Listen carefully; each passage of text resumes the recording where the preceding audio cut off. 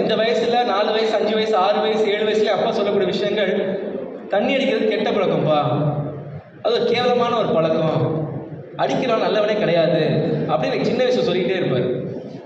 அந்த வயசில் சொன்னது நான் என்ன படித்து வந்தாலும் இன்றைக்கி வரல எனக்கு அந்த பழக்கம் இல்லை. இது காரணம் என்ன? அந்த சின்ன வயசில் அப்பா சொல்லிக் கொடுத்த அந்த நல்ல விஷயங்கள். சின்ன வயசில் ஒரு வெறுப்பு ஒரு விஷயத்து மேலே, இது தப்பு இது தப்பு தப்புன்னு முதல்ல தப்பு. சிகரெட் பிடிக்கிற தப்புனா தப்பு, அதனால் உடல் உபாதை ஏற்படுனா தப்பு, அது ஸ்டைல் கிடையாது. கஞ்சா அடிக்கூட கஞ்சா அடிக்கக்கூடாது, அது தப்பு. குட்கா சாப்பிடக்கூடாது, தப்பு. இதெல்லாம் பேசிக் திங்ஸ்.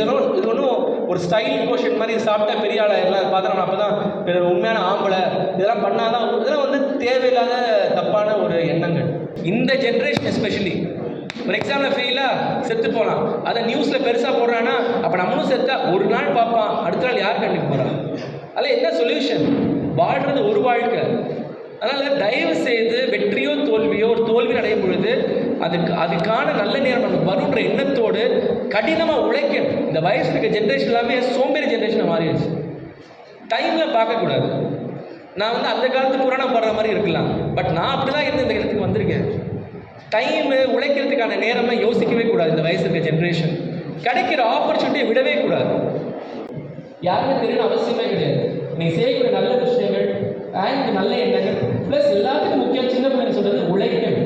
நேரங்கால பார்க்க உழைக்கணும். செய்திகளை உடனுக்குடனும் துல்லியமாகவும் தெரிந்து கொள்ள சப்ஸ்கிரைப் பண்ணுங்க.